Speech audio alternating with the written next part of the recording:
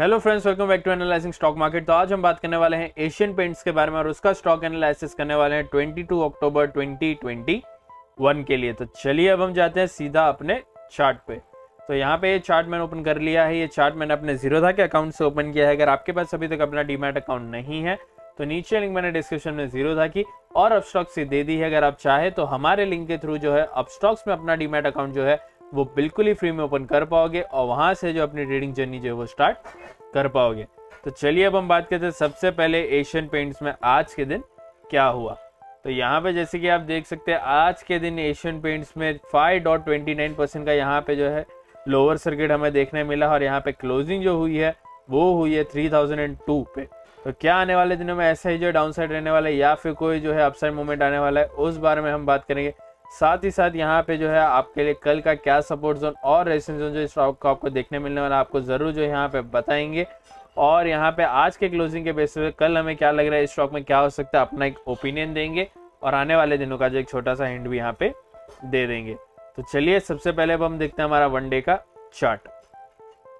तो यहाँ पे वनडे का चार्ट जो हमने ऑलरेडी ओपन करके रख दिया। अगर मैं बात करूँ यहाँ पे वनडे के चार्ट की तो यहाँ पे आप देख सकते हैं सबसे पहले जो इसका वॉल्यूम यहाँ पे अगर मैं कहूँ तो बहुत ही हाई वॉल्यूम आज के दिन जो हमें देखने मिला है और यहाँ पे एक बड़ी सेलिंग भी जो देखने मिली है। तो यहाँ पे ये इतनी बड़ी सेलिंग क्यों आई अगर आपको पता है तो हमें ज़रूर कमेंट करके बताना। बाकी मैं थोड़े टाइम में ही जो है आपको यहाँ पे बताऊँगा कि क्यों जो है आपको ये डाउन साइड भी देखने मिला है। और साथ ही आने वाले दिनों का ओपिनियन की बात करने से पहले यहाँ पे अगर हम देखें RSI यहाँ पे 2930 के आसपास जो आ चुका है, मतलब यहाँ पे जो है ओवरसोल्ड एरिया में जो आ चुका है। मतलब यहाँ पे जो है हमें इंडिकेटर हमारा जो है इंडिकेट कर रहा है कि यहाँ पे कोई अपसाइड मूवमेंट जो है पॉजिटिव मूवमेंट जो है ज़रूर आपको आने वाले दिनों में जो देखने मिलने वाली है। याद रखें हम जो है RSI या फिर इंडिकेटर्स पे जो पूरा भरोसा नहीं कर सकते। यहाँ पे बहुत सारे फैक्टर्स होते हैं जो किसी भी स्टॉक को जो मूवमेंट देते हैं हमें ज़रूर जो है उसको भी कंसीडर करना चाहिए। जैसे कि यहाँ पे वर्ल्ड मार्केट में क्या चल रहा है, हमारा इंडेक्स सेंसेक्स और निफ्टी 50 किस तरह से जो परफॉर्म कर रहा है वो भी हमें ज़रूर जो है ध्यान रखते हुए और सेक्टर को भी जो है हमें ध्यान रखते हुए जो है अपना ट्रेड लेना चाहिए, भले ही हम कौन से भी स्टॉक में जो यहाँ पे ट्रेड करें तब। बाकी यहाँ पे जो अगर मैं बात करूँ मेरे ओपिनियन की आने वाले दिनों के लिए, आने वाले दिनों में ये स्टॉक जो है फिलहाल यहाँ पे मेरे लिए जो है अभी नेगेटिव हो चुका है। नेगेटिव यहाँ पे क्यों हुआ है वो मैं बता दूँ। नेगेटिव यहाँ पे जो है सबसे पहले तो इस स्टॉक ने अपना 20 EMA और 50 EMA दोनों ही यहाँ पे आप देख सकते हैं, दोनों ही क्रॉस करके यहाँ पे नीचे जो है बड़ा एक जो है क्लोजिंग दिया है और यहाँ पे हाई चांस है 200 EMA तक ये जो है स्टॉक आपको आते हुए देखने मिल सकता है, जो है अभी फिलहाल के लिए 2837 पे। बाकी यहाँ से ज़रूर जो है एक आपको अपसाइड मूवमेंट आ सकता है, लेकिन फिलहाल के लिए जो है अभी तक स्टॉक जो है मेरे लिए अभी भी नेगेटिव है।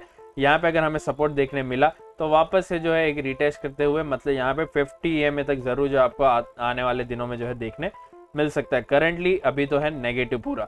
बाकी यहाँ पे अगर आपने जो हमारे चैनल को अभी तक सब्सक्राइब करके नहीं रखा है तो मैं कहूँगा अभी के अभी जो हमारे चैनल को सब्सक्राइब कर ले और साथ ही साथ जो है बेल आइकन को भी दबा दे, क्योंकि हम जो है आप सभी के लिए एवरी डे 4 वीडियोस मतलब 4 स्टॉक्स से जो एनालाइज करके लाते हैं और यहाँ पे हम आप सभी को बताते हैं कि किस तरह से जो है हम हमारा जो है ट्रेड लेते हैं अपना सपोर्ट जोन और रेजिस्टेंस जोन को देखते हुए। और यहाँ पे जो है कभी भी यहाँ पे हमें कोई भी जो है सिचुएशन लगे क्यों इस तरह से मूवमेंट हमें लग रहा है आने वाले जो है दिनों में आ सकता है, तो हम जो है ज़रूर आपको चार्ट के बेसिस में यहाँ पे पूरा समझाते हैं कि हमें जो है चार्ट यहाँ पे क्या कह रहा है। बाकी याद रखें हम जो आपको कोई भी ट्रेडिंग कॉस्ट मतलब आपको बाय करना है या फिर सेल करना है वो नहीं कहते, उसका डिसीजन जो आपको खुद ही जो है अपना एक रिसर्च करते हुए लेना है। और यहाँ पे जो है अपना जो है पैसा आप कहाँ डाल रहे हो वो आपको पता होना चाहिए। इसकी वजह से यहाँ पे मैं कहता हूँ आपको अपना एक रिसर्च जो है ज़रूर करना चाहिए। तो चलिए अब हम देखते हैं हमारे 1 आवर के चार्ट में कल के लिए स्टॉक में जो आपको क्या देखने मिल सकता है।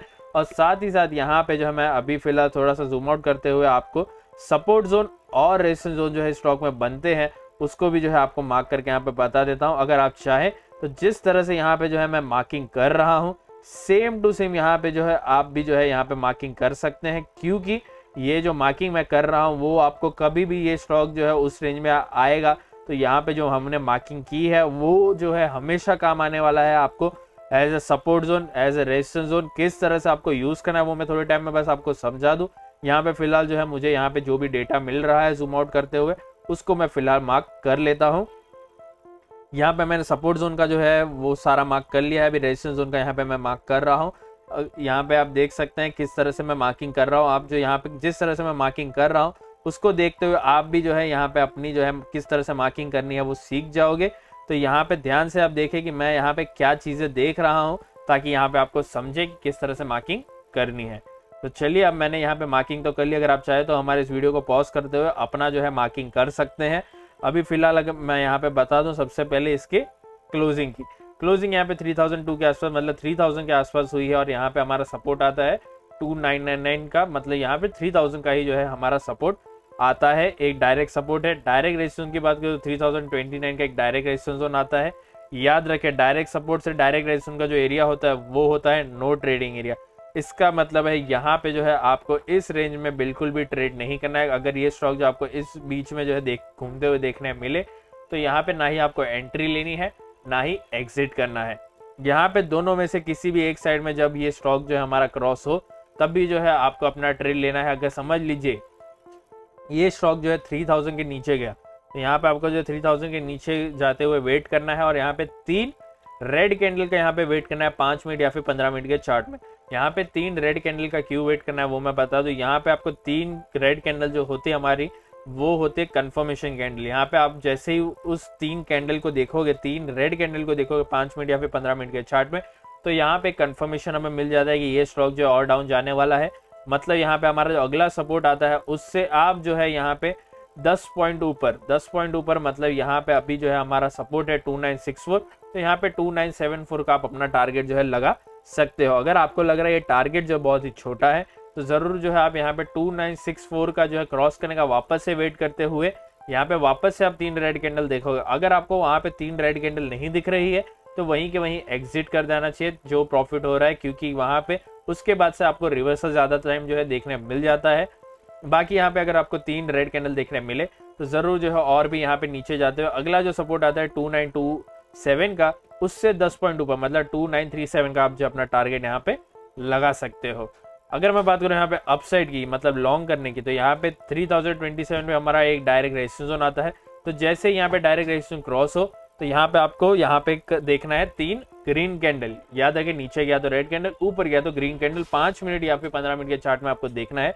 जैसे ही आपको ग्रीन कैंडल यहाँ पे देखने मिले तो यहाँ पे हमारा अगला जो रेजिस्टेंस जोन आता है उससे 10 पॉइंट नीचे मतलब यहाँ पे 3060 है तो 3050 का आप जो है यहाँ पे अपना टारगेट लगा सकते हैं। जैसे कि मैंने नीचे के लिए कहा, अगर आपको लग रहा है टारगेट छोटा है तो यहाँ पे जरूर जो है आप वेट कर सकते हैं 3060 को क्रॉस करते हुए 3 ग्रीन कैंडल दोबारा बनाते हुए, और यहाँ पे 3111 है तो 3100 का आप लगा सकते हो, क्योंकि साइकोलॉजिकल नंबर भी है। इसकी वजह से मैं यहाँ पे 3100 का आपको जो है कि यहाँ पे टारगेट कहूंगा, आप लगा सकते हैं, इजीली अचीवेबल हो जाएगा। इसकी वजह से ये डिफरेंस क्यों रखते हैं वो मैं आपको बताऊं। डिफरेंस हमें जो है इसलिए रखना है ताकि यहाँ पे जो भी हमारे ट्रेडर्स जो होते हैं यहाँ पे अपना बाइंग और सेलिंग ऑर्डर एक रखते हैं, एक फिक्स प्राइस पे जो है यहाँ पे हमेशा जो है उनका ऑर्डर जो है प्लेस करते हैं। तो यहाँ पे वो जो है अपना रेजिस्टेंस जोन या फिर सपोर्ट जोन जिस साइड से वो जो है ट्रेड कर रहे हैं वहाँ पे एक जो है यहाँ पे डिफरेंस के साथ अपना जो है एक प्राइस रखते हैं ताकि उनका ऑर्डर जो है तुरंत ही एग्जीक्यूट हो जाए।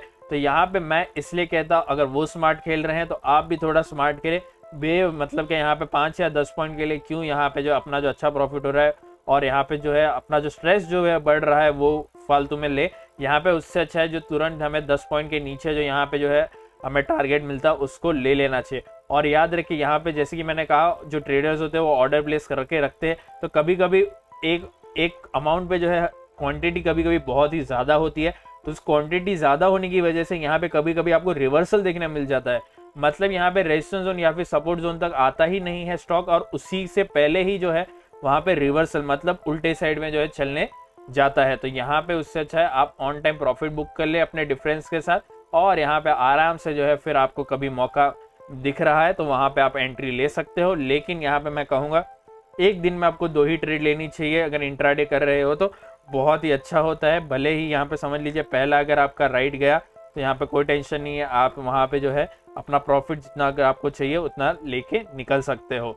बाकी यहाँ पे समझ लीजिए पहला वाला रॉन्ग गया तो दूसरे वाले में ज़रूर जो है आप यहाँ पे प्रॉफिट कर सकते हो।